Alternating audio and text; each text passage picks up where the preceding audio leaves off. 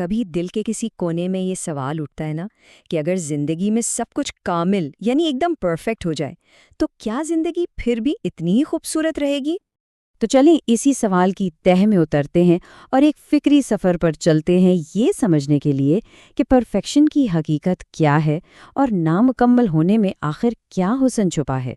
ہم انسان نا ہمیشہ سے کمال کے پیچھے بھاگتے ہیں، ایک ایسی زندگی چاہتے ہیں جہاں کوئی کمی نہ ہو، کوئی مسئلہ نہ ہو، لیکن سوال تو یہ ہے کہ کیا یہ کمال کوئی حقیقی منزل ہے بھی یا محض ایک دھوکہ، ایک سراب؟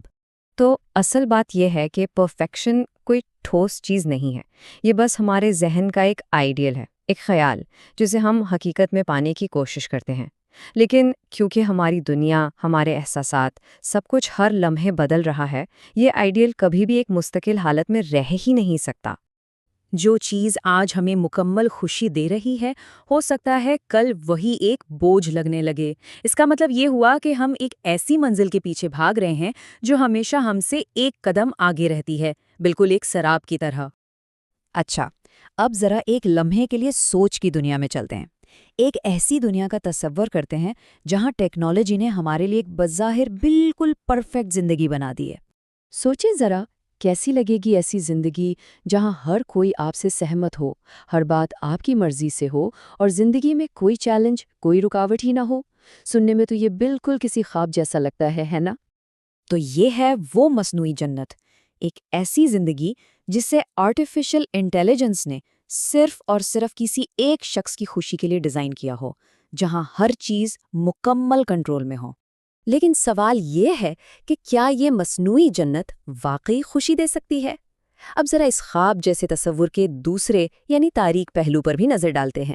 شروع میں تو یہ زندگی بالکل جنت لگے گی، کوئی جھگڑا نہیں، کوئی تکلیف نہیں۔ لیکن جیسے جیسے وقت گزرے گا، اس پرفیکشن میں ایک عجیب سی بے چینی اور خالی پن محسوس ہونا شروع ہو جائے گا۔ اور اس کی نا 4 بڑی وجوہات ہیں۔ سب سے پہلے، جب سب کچھ پہلے سے پتا ہوگا تو زندگی سے حیرانی اور تجسس ہی ختم ہو جائے گا۔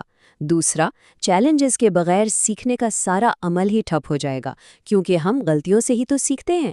تیسرا، جب رشتے پروگرامڈ ہوں گے تو جذبات اصلی کہاں رہیں گے، وہ تو مصنوعی ہو جائیں گے۔ اور آخر میں، جہاں کوئی انتخاب ہی نہ ہو، وہاں آزادی کا احساس بھی مر جاتا ہے۔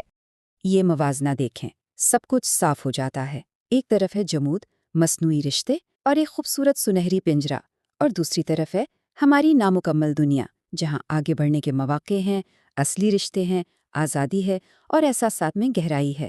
تو چلیں اس مصنوعی جنت سے نکل کر واپس اپنی اصلی نامکمل دنیا میں آتے ہیں اور اس کی خامیوں میں چھپی خوبصورتی کو ایک نئے زاویے سے دیکھتے ہیں۔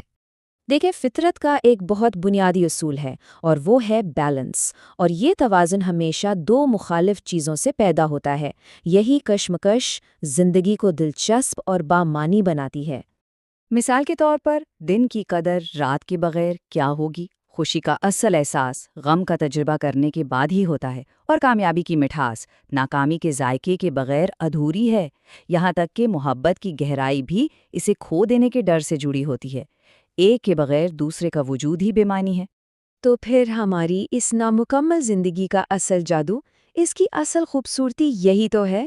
یہاں رشتے اصلی ہیں، چیلنجز ہمیں مضبوط بناتے ہیں، ہمارے جذبات سچے ہیں، اور سب سے بڑھ کر ہمارے پاس انتخاب کی آزادی ہے۔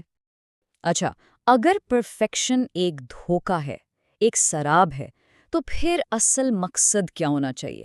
اصل کمال آخر ہے کس چیز میں؟ تو اصل کمال، جسے ہم ایکسلنس کہہ سکتے ہیں، وہ کوئی ٹھہری ہوئی حالت نہیں، بلکہ وہ ایک مسلسل سفر ہے۔ یہ کوشش کرتے رہنے کا نام ہے، سیکھتے رہنے اور بہتر بنتے رہنے کا نام ہے۔ اور اس سفر پر چلنے کے صرف 3 قدم ہیں: اپنی خامیوں کو ایمانداری سے پہچاننا، انہیں قبول کرنا، اور پھر ان سے بہتر ہونے کے لیے مسلسل کوشش کرنا۔ یہی حقیقی ترقی ہے۔ یہ جملہ جیسے پوری بات کا خلاصہ کر دیتا ہے۔ زندگی کی اصل روح اس کی کاملیت میں نہیں، بلکہ اس کے تضادات، اس کی خامیوں اور اس کے غیر متوقع پن کو قبول کرنے میں ہے۔